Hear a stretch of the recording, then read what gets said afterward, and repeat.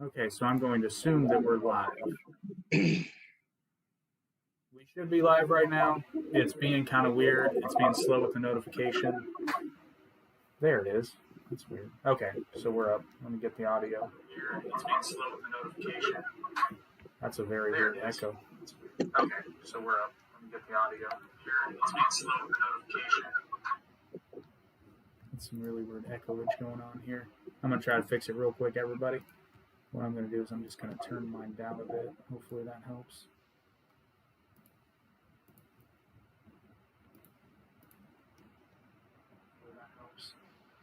Can everyone see and hear us?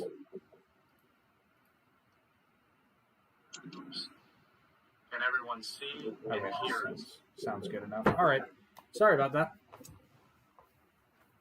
Welcome to the Average Intelligence Podcast. If you're joining us from the Down the Middle podcast that we just ended, welcome. And if you're not joining us from that podcast, welcome too.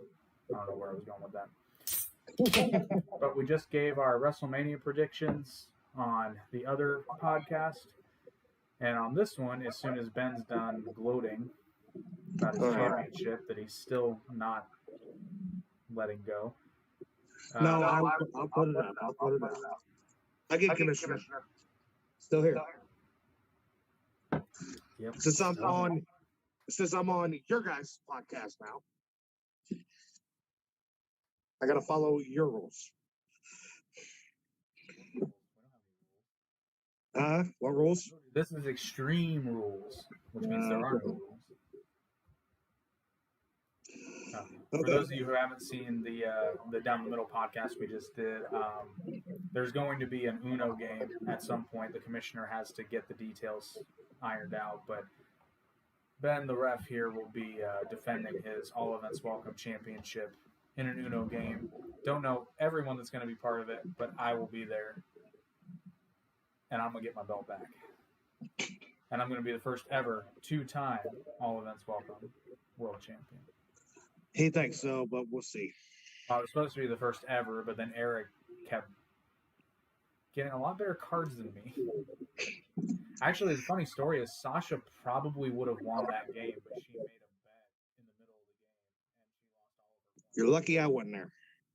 You were supposed to be there. I know. I'm sorry. Technical difficulties happen for me not to be there. Anyway, he'll be at the Uno game because if he's not there, then there's no point. Well, you don't show up, you forfeit. All right. No. So, thought we'd just do a really kind of just laid back, low key interview. So, start things off. What's your favorite sexual position? Okay. No. No, I'm not familiar with that one. Is that like an abstinence thing? That's just weird to start off an interview. So you decline to answer. Yeah, obviously decline to answer. Yeah. Interesting. Okay. So how long have you been sexually repressed? I'm kidding. Anyway, no, but for real, why don't you tell everybody kind of what your background is, your career highlights, if you will. Like, what do you mean by that? You've been a wrestler. You've been a referee. Okay. Well, I've been wrestling since 97, 98, right around then for 20 plus years. I refereed for about two and a half years. I refereed from 2007 to 2009. And as most people, especially when you work on the independent circuit, if you're not making money on the independent circuit, like it's your full-time job, people who do work on the independent circuit also has real-time jobs. But when I was doing it, I had full-time jobs, but I also had it to where I could be off to do shows and everything in that time period. So, but it got to the point to where I needed to actually make money. So in 2009, when I actually got a full-time job, I had to stop refereeing completely. And then I actually got to come back about 2 or 3 years later. I actually got to go back for a few shows to actually referee again. especially in my local, not Chevyville, but in Waldron, Indiana, from the school that I graduated from, where I could actually referee in that town, which is it's a big honor to referee, and especially in a town where you graduated from high school. But yeah, I've wrestled for 20 plus years. Highlights that I've had is winning my world title for the first time. I remember it vividly. A guy who was wrestling tried to put me over to the walls of Jericho, Boston Crab, and then his uncle, who's the silent owner, shows up, comes down, pedigrees him, and pulls me on top of him. Pins 1, 2, 3, and then one of my buddies who's been with me since then.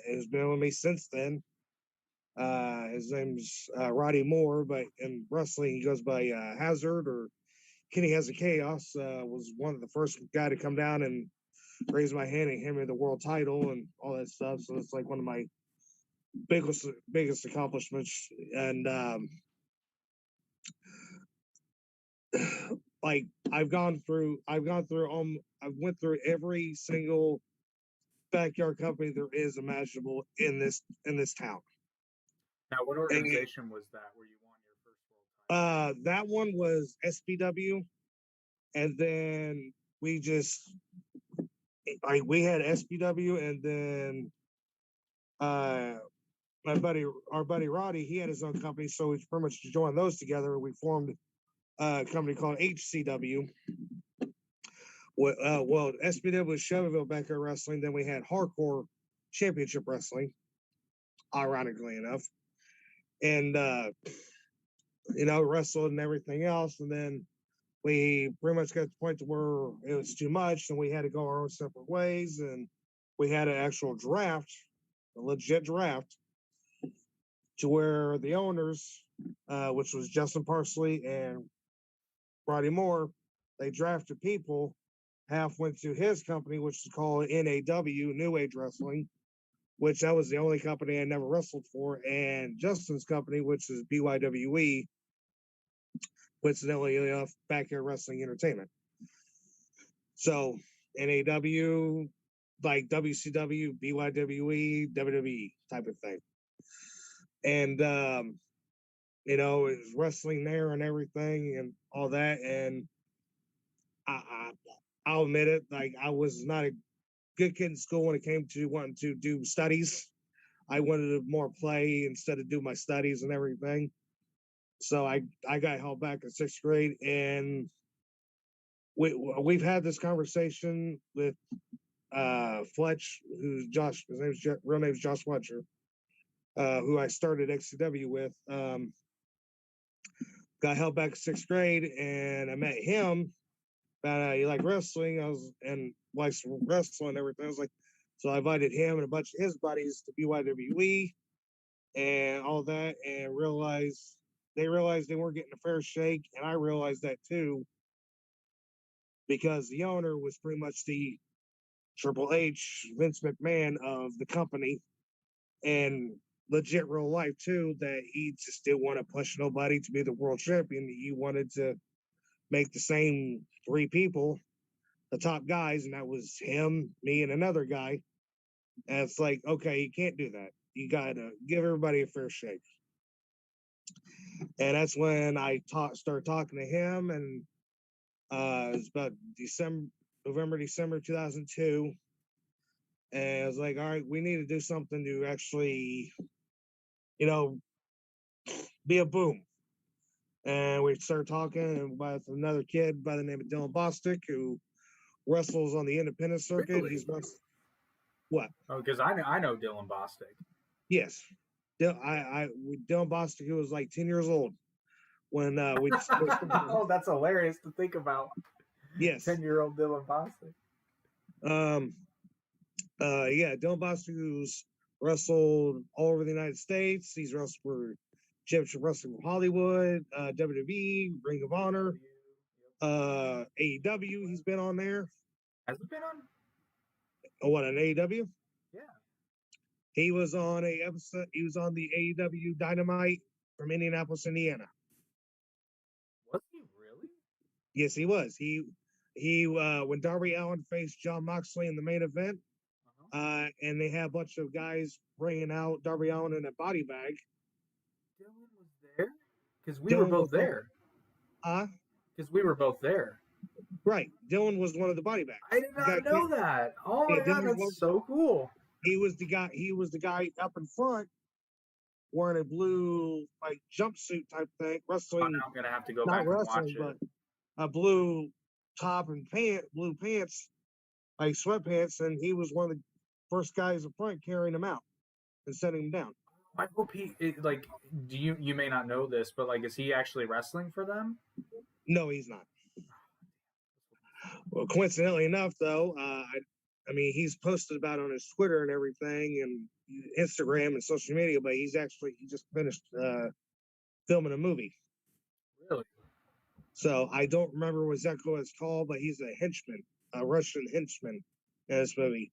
And funny enough, as I've known that guy since he's 10 years old, and I hope he doesn't talk in this movie, because if he does, it's very funny. So speaking of Dylan Bostick, I want to know, because I don't know this for a fact, I've only heard rumors, but can you give us any information on the infamous Dylan Bostick yard sales? His what? The Dylan Bostick, like, yard sales, the garage sales. What do you mean by that? Oh, okay, you may not know. So someone, and I cannot remember for the life of me who it was, I overheard some people talking, and apparently, for a time, Dylan was known to sell just about anything at his gimmick table. So they used to call it. I guess they called it the Dylan Bostick garage sales. I might need to ask him about that, because that's new one on me. I always wanted to know if that was true or not, or if they were just like, they weren't talking to me. I overheard it, so I don't know. Well, I mean, I know he does. When he did come back to Chevrolet to wrestle here locally at the local shows, that's now defunct. Like he would sell promo pictures and stuff, but that but like at one point, I guess he was like selling random household items that were like his. I don't know. That I would not believe. So I first saw. Well, I shouldn't say I first saw. I first heard of Dylan Bostick. I saw him there, but this is where I first heard of him. Was at a EWF show that I was filming, EWF Resurrection. He was in the first match. It was Dylan Bostick versus Scotty Young, and it was a really good match. What year was that? Hang on. I need to look at something, but I can tell you. Okay. Sorry for the technical difficulties, ladies and gentlemen. No, I just had to pull up the DVD. Oh. 2011. Okay, way after my time. Yeah, way long ago. Well, what's funny is see, what's funny is we know exactly where me and him got done stuff and everything.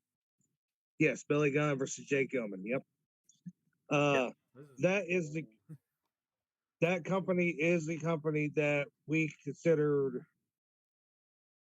our home company when I was refereeing on the independents and he was wrestling, because even though we're from here and we did stuff with the company here, that was technically our home company, because we wrestled and refereed there all the time for like 2 years. And we even branched out to other companies to work for all over Indiana and Ohio and Illinois.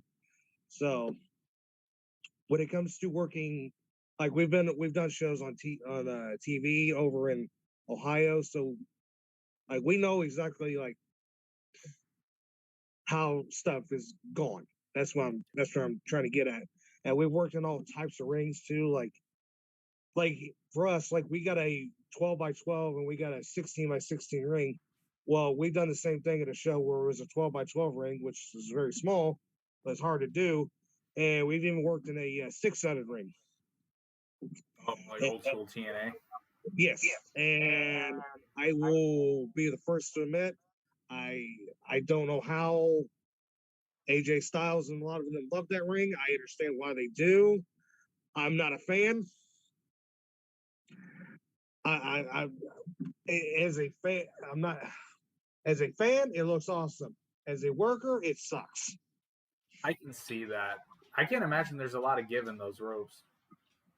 Well, I always say it's not fun because you think that there's a lot more room Yeah, because of the extra two sides. But even then, it's like but you're that's trying to still figure out. that's still a 16 by 16. Well, it wouldn't be a 16 by 16 ring, but like It's a weird not, number. yeah. So like, I don't know the actual number for the size, but like we did that show once, and I'm like, it's like okay, we did a 6-sided ring for the first time, cool, but it's one of those it's like type of things just so. But not to get off track or anything, getting back to what I was saying. Doesn't matter. There's no track for this one. No, I know. Getting back to 2002, I was like, I was talking to Josh Fletcher. I was like, okay, you guys were shafted, and this is not the way to go.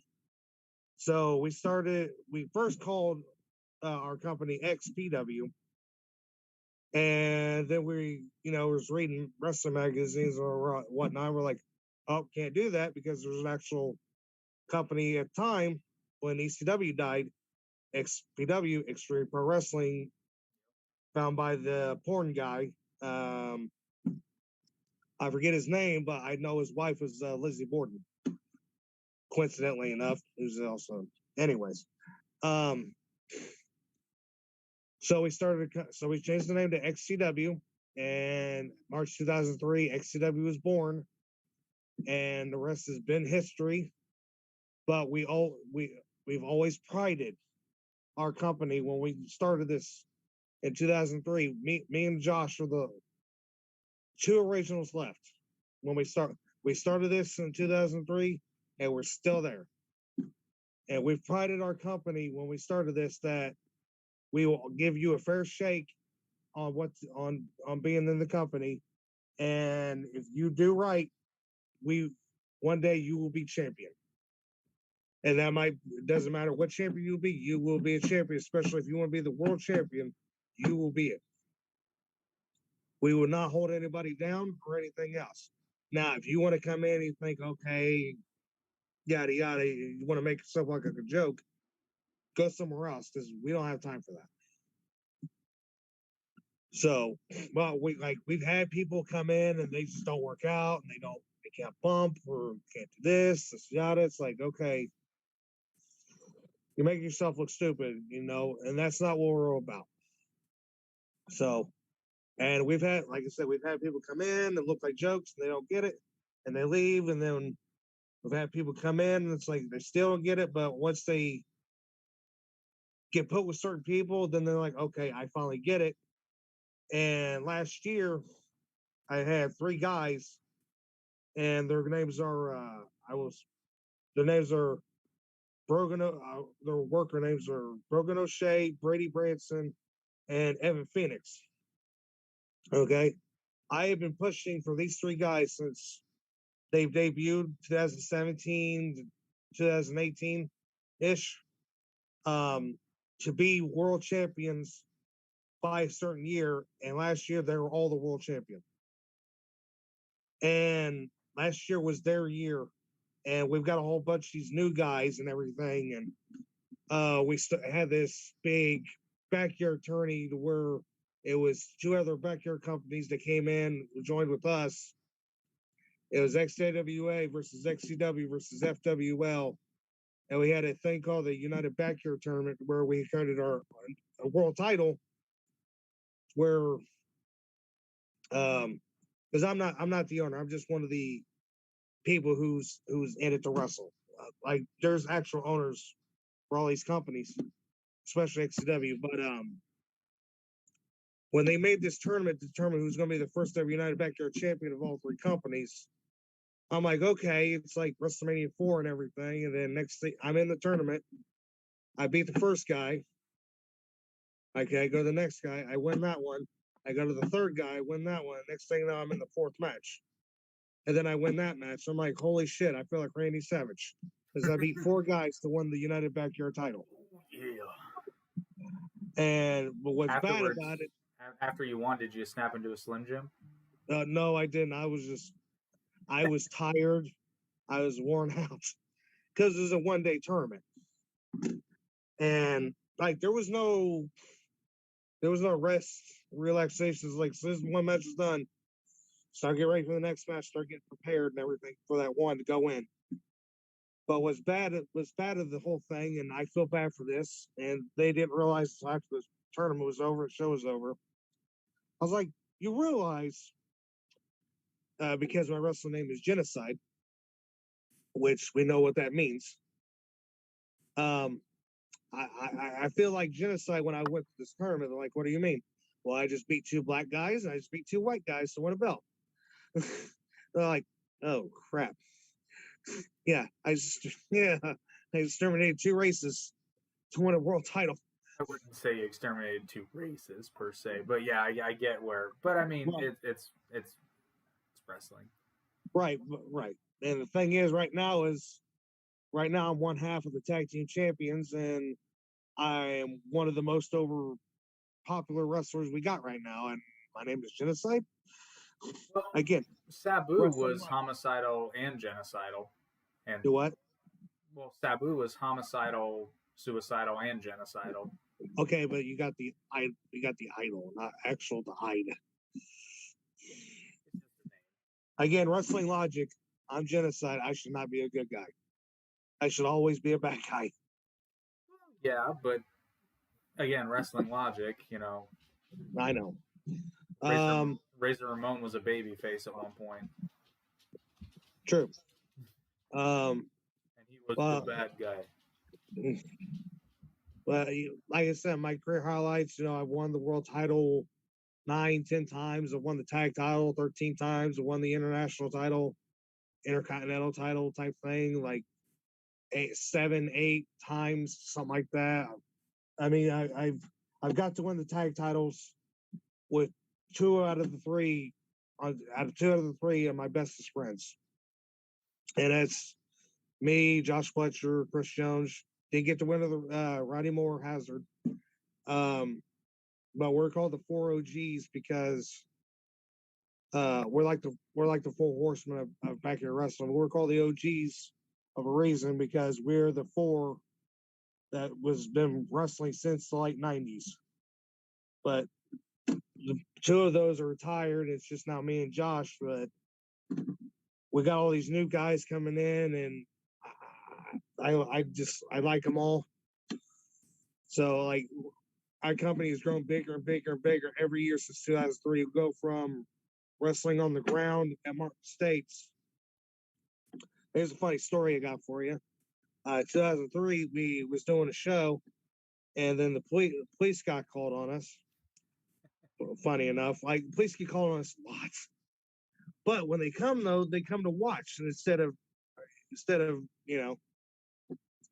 there's been a couple times where they try to like, all right, calm it down or whatnot, or they actually one time they kicked us out, but we come back stronger than ever.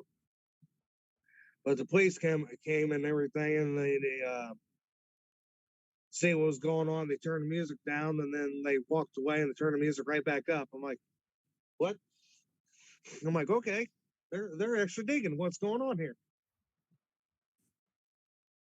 So, but do you have any current championships that you actively have right now, other than what, the tag title? Well, I know you have the All Events Welcome Championship, but right. You have any wrestling championships? Yeah, I still have the XCW Tag Team title, which like I said, I've won that for 13 times. I'm 13-time tag team champion. I'm known as the tag team specialist. So I call myself. I'm going to admit this right now, and I've said this on Free Time Interview and all this other stuff for XCW. even though I put on a shirt that says I'm the best wrestler ever. I'm not the best wrestler ever. I'm not. I suck compared to all the other people that can do what they can do. But everybody does believe in me, and there's days that it's like I shock myself for what I can do. So I'm known as a tag team specialist. I'm known as the person that can adapt to anybody's style and go along with it. And some days I can outwork people. It just boggles my mind that I can do it, but I can. Well, if you got passion for it, makes sense. So I'm not.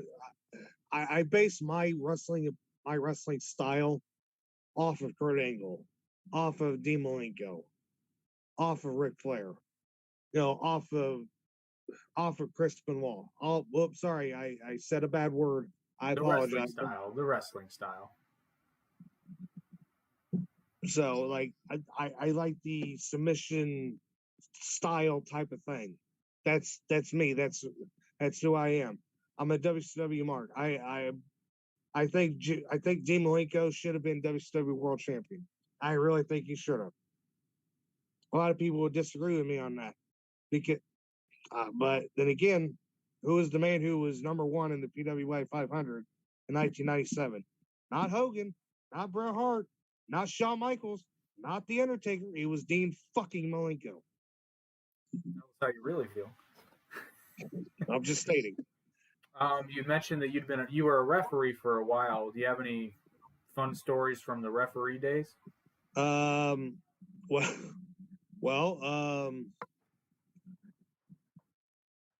I mean, there was, how can I put it? I know one of the best things that I ever did as a referee was, I got to meet a bunch of WWE wrestlers, former and Hall of Famers, all that stuff, and everybody knows that I got to referee Jerry the King Lawler's match, and that's one of my biggest accomplishments not only in my career but in my life, because when you get to the pinnacle of refereeing, especially when I didn't even been in there a year yet refereeing, and I'm already refereeing Jerry Lawler. And especially when the pile driver is banned, and I see him do it, not supposed to do it, I call for the bell, and he gives me the pile driver. It's like one of the biggest joys and moments of my life. So, and only wrestling fans will understand that. and getting to talk to him that day and everything was like one of the biggest joys of my life and everything. And when the promoter, Mr. Maples, thought it'd be funny to say, "Hey, go tell him your last name," which my last name is Kaufman. And obviously the reason being is he power drove another guy named Andy Kaufman. And he's like, "Go tell me your last name." I'm like, "No, I'm not going to do that because be a little weird." It's like, I don't know how he would take to that and everything. So it's like, I want to bask in the glory of my moment that I got to power drive by him. Yeah, Mr. Maples pulled something similar to that on me. What we were talking about, EWF Resurrection. He and I had talked beforehand about wanting to get like interviews with the wrestlers, like before their matches, like promos basically.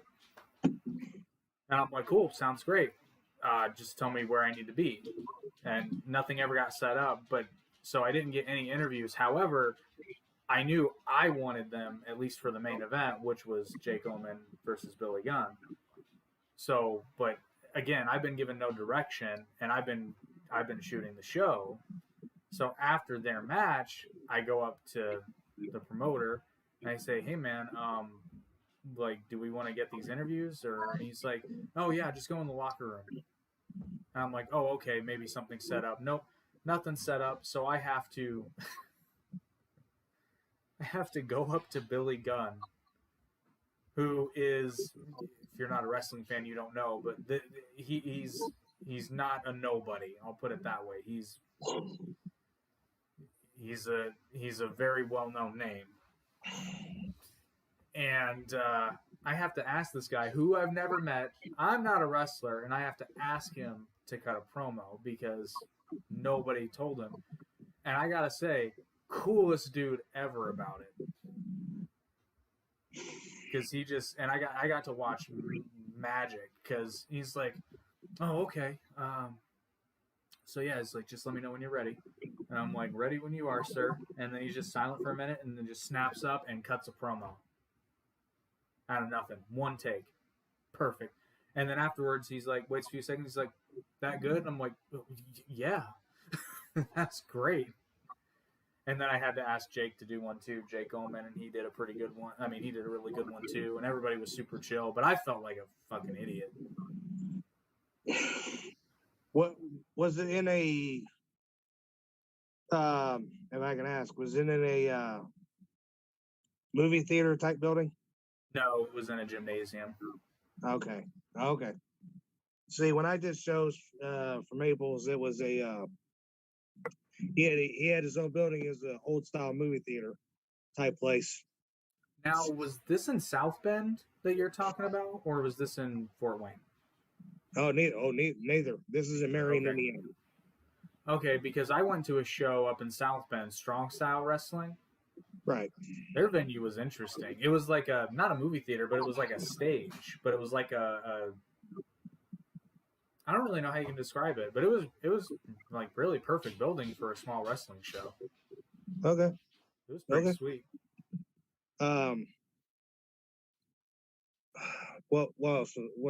I've met Billy Gunn, and he is a cool dude. I met him at a actual NWA show in Indianapolis. It was called Circle City Wrestling. And this is just me being as a friend and me going with Josh Butcher. We went because it was if I would have thought about it, I would have tried to I'll try to pay for this as well. But my main he went for China. Oh, okay. Yep. She was there. Me being the WCW NWA guy, my thing was Road Warrior Animal. So, especially when you do get a picture with them, you get to wear the shoulder pads and everything. So it's like, okay, this is like one of the biggest markout moments of all time. Is I get to wear shoulder pads, take a picture with Animal. This is awesome. And then next thing you know, they're talking about like this is a surprise. Like, yeah, by the way, here's Billy Gunn. Kind of like, what? Billy Gunn's here? All right, well, here's where the rest of my money's going. Let's get a picture with him. Right. It's so funny because now whenever I see, because when we did that show, Billy Gunn was kind of on a career low. Like, he wasn't appearing on TV anywhere. I think this was after his TNA run. But then, like, he had a bit of a resurgence. Well, he didn't have a bit of a resurgence. He had a resurgence because he ended up back on WWE. Now he's with AEW. And every time I see him on TV, I'm just like, that's so crazy that I've been right next to him. Like, he's a tall guy. He's a big dude. Right. Like, I'm telling you guys right now, like, if you've never met, like, okay, this is going to sound so bad, but the AEW show in Indianapolis that we went to, like, what struck me, and more than anybody, it was Trent Beretta. I couldn't, like, fathom how small he looked. But Billy Gunn's the opposite. Right. Like, Billy Gunn he's a big dude, and he's probably, I'd say, not average, but he's probably normal by, like, WWE standards. Well, but a little bit taller, maybe, but But what's funny though is if you look at the picture, if you ever see a picture of him and me, you can tell. I know I'm short and everything, and I'll admit it. You can tell he's like leaning down and everything. It's like, Yeah. yeah, I'm short, leave me alone. So not only have you worked in the industry, but obviously you're a fan. So, gotta ask, who's your favorite wrestler all time? All time now or right now? You know what? I'll change it. Who's your Mount Rushmore of wrestling? My Mount Rushmore wrestling. Yeah. Okay, my Mount Rushmore wrestling is going to be the Mount Rushmore wrestling who should be on it, and that's Hogan, Flair,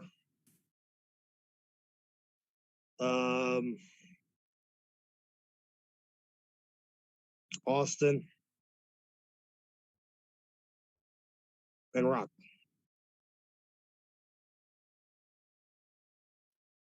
Didn't mention Jericho or Sting. I'm a little surprised. I thought for sure you were going to say Sting. Well, you're right, and I am a WCW guy and all that, but no, I totally get it. I don't disagree. I thought for sure you were going to say Sting.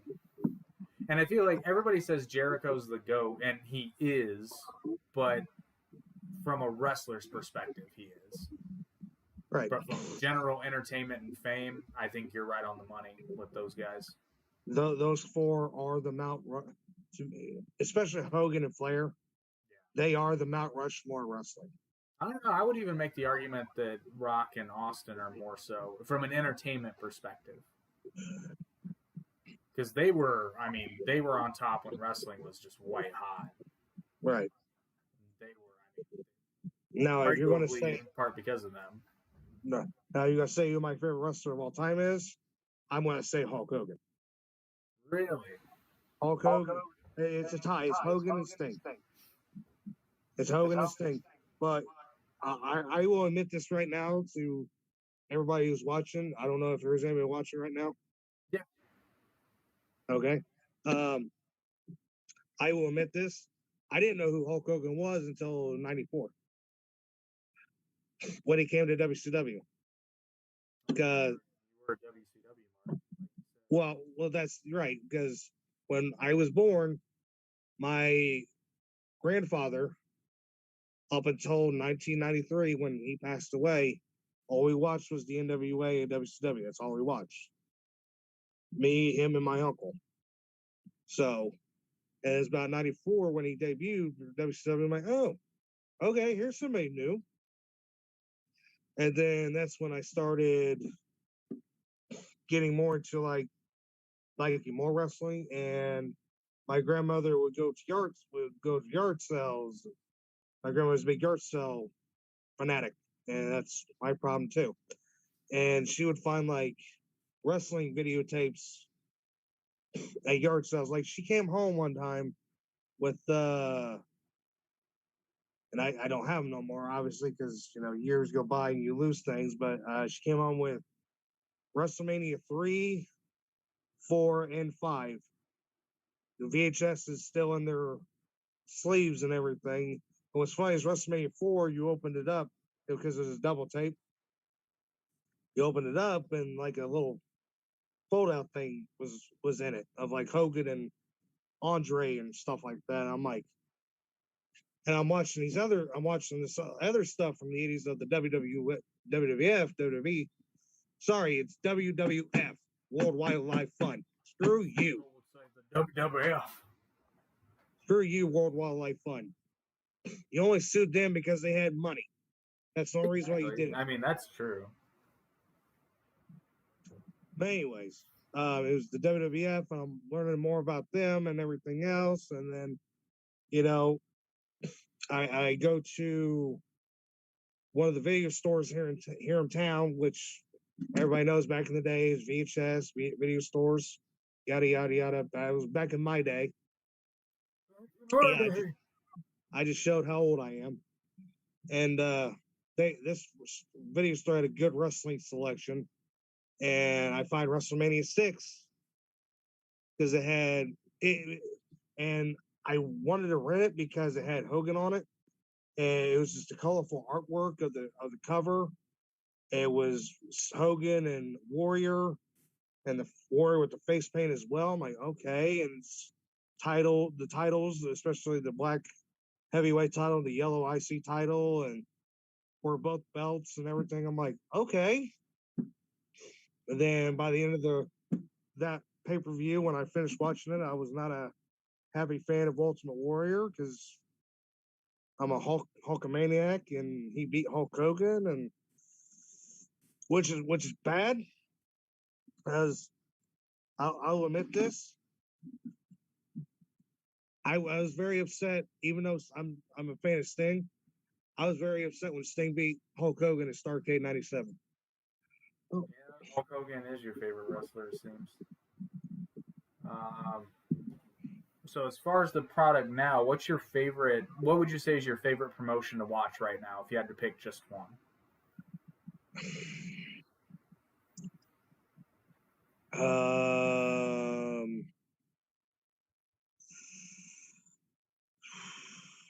That's hard because I watch clips of everything, but I like AEW because it's everybody says it's WCW 2.0, and I understand why they say that, but I'm not saying I'm a fan. I'm not saying I'm a Jim Cornette guy. Okay, I like Jim Cornette because of what he is, of the old school, especially manager and everything. But he also needs to realize this is 2021. Need to change it up, because not wrestling is going to be the wrestling of the old.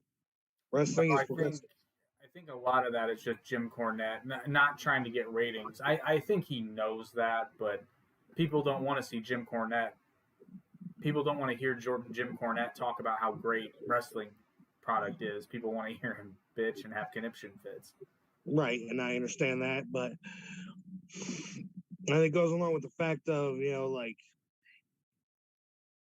I think we talked about this on down the middle. I think it was you and I talked about this, or I talked about this with somebody about how, to me, a finishing move should be a finishing move. Not like the one-winged angel. Okay, right? Because nobody's kicked out of it. Well, okay, Okada's kicked out of it, but I think that's the only person. Well, but my thing is, like, everybody uses the super kick. Yeah, but that was a finishing move. Well, okay. Everybody uses the ace crusher, the RKO, the diamond cut. Okay, that's where I'm getting at. I know that sounds weird, but if you go back to a PWG event and you type in some of Ace Crusher and everything, they did like a whole sequence of Ace Crushers. Okay, yeah. But that's PWG. I mean, okay, I know, and I get it, and that's style. But it's like I'm old school plus new school. No, I get what you're saying. Yeah, and I agree with you on the finishing moves. Even in WWE for a while, it was getting to where everybody was just kicking out of everything, and everybody was doing everything, and it didn't really. Or like I think it was Jim Cornette who said, I'm pretty sure it was Jim Cornette who said, I remember when the DDT was a finisher. Yeah, and now it's just a. Which really, that's a really good one to talk about, because I mean, if you really think about if you actually perform that on somebody, like they're not getting up. They're not getting up. Right. I'm not saying like you could die, but you could, depending on how you landed, you could. Okay. What's funny is I say that, and it reminds me of this. What was that show? It was Beyond Belief, Fact or Fiction. Jonathan Frakes. Yeah. Who? Was one of the on Star Trek. Captain Riker. That's it. My nerd just came out. I'm a Star Wars guy too. Leave me alone. It's okay. We all know who Commander Riker is.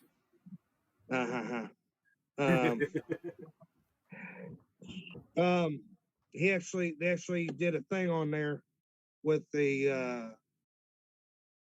a wrestling move with a wrestling match and everything. The person that was doing the move was Terry Funk, and he kept DDTing some guy like over and over and over and over and over. Like he kept doing it. Like, okay, how many times are you gonna give this guy DDT? And the next thing you know, as soon as the match is over, like he's dead. Like, well, of course he's dead. You just drove his head into the mat like so many thousand times, and like there's so much blow you can land on that mat with that much padding. Yeah. Well, and I'm even talking about like in the context of an actual like fight. Like I just think about that, and like if you actually drop somebody on their head like that, which if they wouldn't, in all likelihood, they probably wouldn't go full vertical, but their face would go right into the ground. Like they're not getting up. Like you're probably not going to kill them, but I mean you might. It depends on how they land, but like they're not going to get up. Like a Raven DDT or a Jake Roberts DDT. Yeah, like, or even I mean, okay, here's one to think about. If you were able to pull off doing something to the effect of a tornado DDT, like from that kind of distance, like that, you might kill somebody. Right. You're definitely possibly going to paralyze somebody. Like it's a nasty thing. Oh, and then moves like the bulldog too, like the running bulldog. Like you're not going to get up from that. I mean, you might get up, but I mean, you're going to be fucked up. Well, you say that, and it reminds me of what Scott Steiner did to. Not Scott Steiner, sorry, Rick Steiner did to Buff Bagwell on the Thunder. He severely messed his neck up when he did the bulldog from the top rope, and when he went down, it's like. Yeah, and that was, something where these two are both trained, and obviously you're trying to protect yourself, but shit happens. But that's in a controlled environment, right? I will say one thing though. I freak a lot of people out when I do this. I've never actually done it to completion. Like, well, no, actually I have. I take that back. We've used mats before, but I can do a pretty mean German suplex. And I've done that in Krav Maga classes before, where like we'll be sparring. I don't do this when we're full contact sparring, but I do this when we're light sparring and just trying stuff out. Every time somebody does anything where they turn, I run up and get a bear hug, and I'm just around them, and I'm like, all I got to do is pop my hips. And this fucker's gone. Like this dude's flying. So we did it one day, and I actually threw him, motherfucker. I felt bad. I didn't. He almost missed the mat. I did not intend for that to happen, but I'm known as like I said, I base my style off like Angle and all of them, and I actually there's times where I will do the trifecta. Oh, Three Amigos? Well I know it's the trifecta. But of the Germans, I do, yeah. One. No, what was you gonna say? I was just saying what I'm getting at is like when you're watching a wrestling match, it doesn't look that bad, but that's a nasty thing to do. Like it's rough. I mean, because you are literally, for those of you who don't know, German suplex, you're behind somebody, you wrap your arms around their waist or midsection area, and you just basically lift them back, and you can release and throw them, or in wrestling they'll typically keep it held and hold it and then try to go for a pinfall. But well, sometimes when I do it, depends on who it is if like I will know for sure if I do want to go for the trifecta or not, because I've done it to where like I'm in a ladder match. Typical in me, who's always in a ladder match that I never win, henceforth Money in the Bank. I'm cursed when it comes to that damn match. I've been in every Money in the Bank we've had, and I've always lost. And yes. Anyways, what you're saying is that if somebody wants to wrestle you, they should challenge you to a ladder match. Money in the Bank, I've lost. But other ladder matches, I win. So don't challenge him to a ladder match unless it's Money in the Bank. Right. But I've done the spot where with Kurt Angle can run up the ropes and everything in the corner and then do like the Angle Slam or whatnot. Okay, I've done. yeah. There was a couple times where I've like climbed up a ladder, grabbed, and then go. Ooh. Oh, but we landed fine. Well, yeah, but it still sucked, I'm sure. More them than me. More them than me, but it's all good. Yeah, I bet. I will say a lot of people like if you watch some of my matches, especially here lately, like our next show, I don't know exactly when it's supposed to be up. It's called XTW Allegiance. That's our last show we just did, where it's basically a Survivor Series type show, type match, 5-on-5, and for those that don't know, explain what a Survivor Series match is. Survivor Series matches depends on like who is in it. It could be 4-on-4, 5-on-5, elimination style type matches, and sometimes it could be like they did in the first ever Survivor Series in '87. Is '87 because I remember it was Andre the Giant's team against Hogan's team. And what's funny is it didn't end with Hogan as a survivor. Hogan was eliminated, and Andre beat the last member of Hogan's team, which was Bam Bam Bigelow, which is weird. With that little tight suplex type thing that Andre did, which is the way he beat Hogan for the title in Indianapolis, Indiana, February 12th, 1988. My years. There's been some pretty interesting wrestling moments in Indianapolis. There's that one. There was that's also the only place in history where a WCW contracted wrestler wrestled a WWF contracted wrestler for the ECW Heavyweight Championship. I think that was Taz and Mike Awesome. No, right, Mike Awesome versus Taz. Yep. But I was trying to think where that was at. It was in Indy. It was in Indianapolis. Right, I was trying to think. Oh, the building. Yeah. I could not tell you that. I think it was one of those low key buildings that like bands play in. I think so. Yeah, that sounds right. I'm picturing the building. I'm picturing the name. I just can't say it. Yeah, we've had some good moments, and we've also had some bad moments. Like, look at Sid Vicious in his leg. Yep, I was just gonna say that. But like I was saying, I'm like I said, like Flair and everything, and Malenko, my style. A lot of people say I have one of the. Okay, you see my hand, right? You see my hand. You see me you obviously see me in person. My hand, small hand. Ask anybody in my show. Like if you yourself, sir, ever do come to a show, ask anybody, and they'll say who one of the hardest people to chop is, to give a chop. They will say me, because when I chop like Chris Benoit or Ric Flair.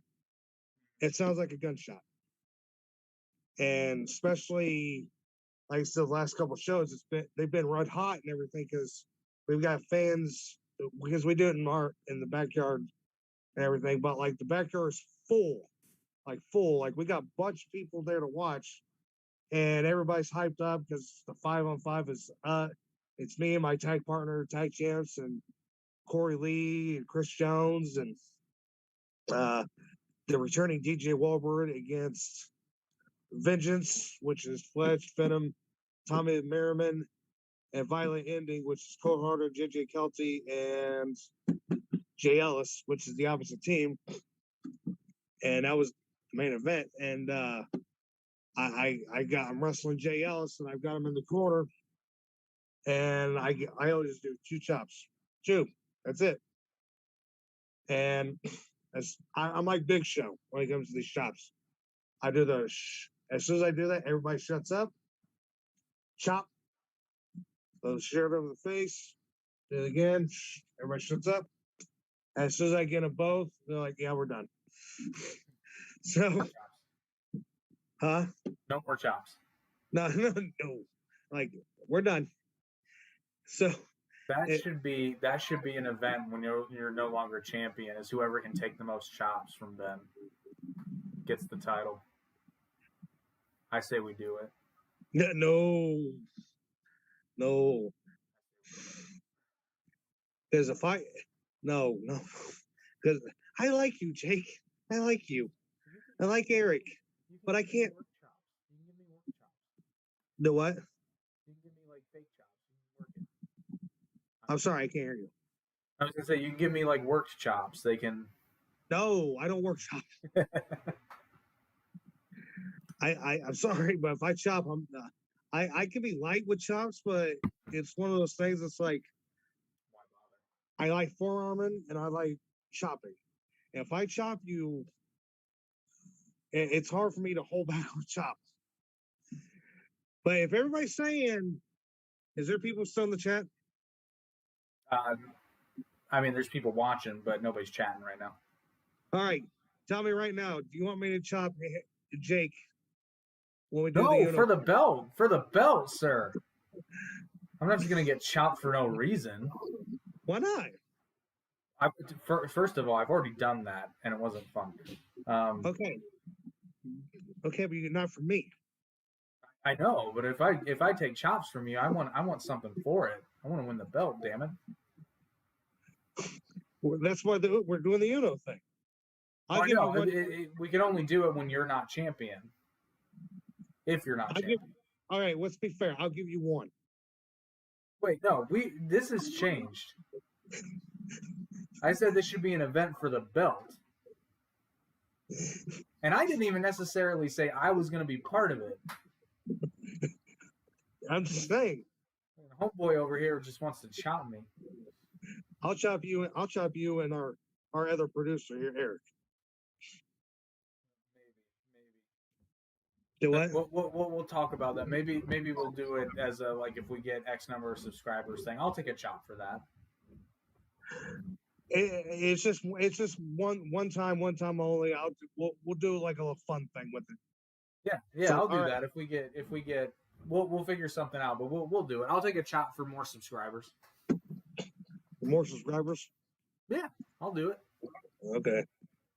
But people gotta subscribe. So if you want to see, we'll come out with some details. But if you want to see me take a chop, then we'll figure something out. But it'll be X number of subscribers, probably on both channels, because I'm only 6 away from hitting 1,000 on my channel, and then need to get some more subscribers on the Average Intelligence podcast. So we'll figure something out.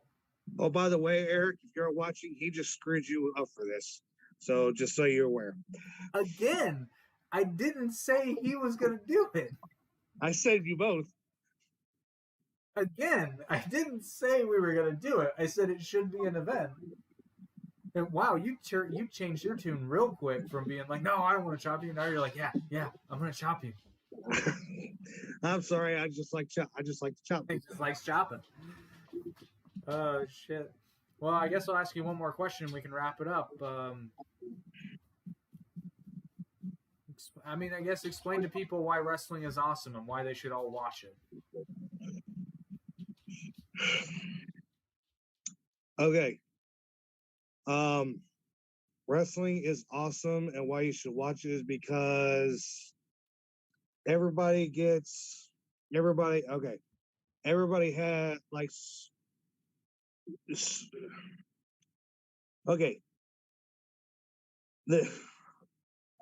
You got me lost words for this one. I'm trying to see how I can explain it. And there's split. Okay, like this. I'm wearing a shirt. Wearing a Power Ranger shirt. This is fantasy. Okay.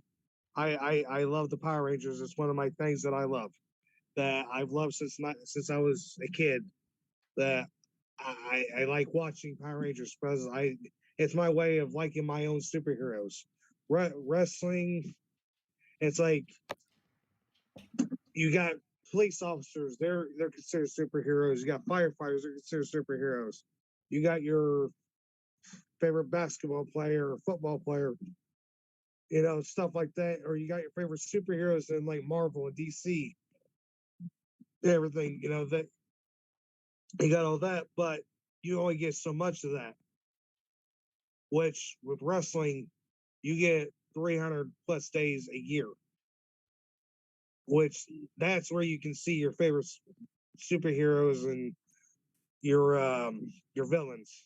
Your bad guys, your bad girls, your good guys, your good girls, and all that stuff. You see that 300 plus days a year compared to seeing basketball, which is like a season, and baseball season, and you always see like so many odd movies and TV shows of stuff like that.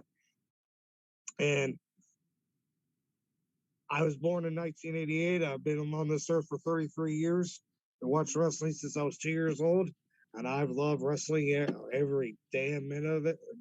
Every damn minute of it. I like watching it. I know who my superheroes are. I like who my villains are, and to be honest, I love being a hero and a villain. When it comes to being in the show, I like when people cheer, and I like that when they boo me as well. So I can be a good guy or I can be an asshole. Take your pick. And the best part about it is that can change like that, as evidenced by The Rock versus Hogan at WrestleMania 18. Yep. I was just testing you. I was literally about ready to say 20, but I'm like, I know that's wrong. I'm pretty sure it's 18. No, because The Rock wrestled in a handicap match. The Rock Stock Connection versus Evolution. At WrestleMania 20? Yes. Yeah. All righty, sir. Well, this was fun. I was going to say before we end this, that's the night that you did go watch it on the network, which you can't watch it on the network no more because it's on Peacock now. Peacock. But on the network, it said the main event was Undertaker and Kane, even though you go to the next chapter, you got fast forward after that, and there's the main event. But that's because of the man who should not be named. So. Well, this was fun. Hope everybody enjoyed the double podcast night because we did it down the middle before this, and then we jumped over here. Both of these should be live for review tomorrow. So hope you enjoy them. Everybody, please remember to like, share, and subscribe both channels. Tell your friends, tell your family, tell the people you meet on the street randomly. Watch both these shows because they're awesome. And then tell everybody where they can check out XCW. You go to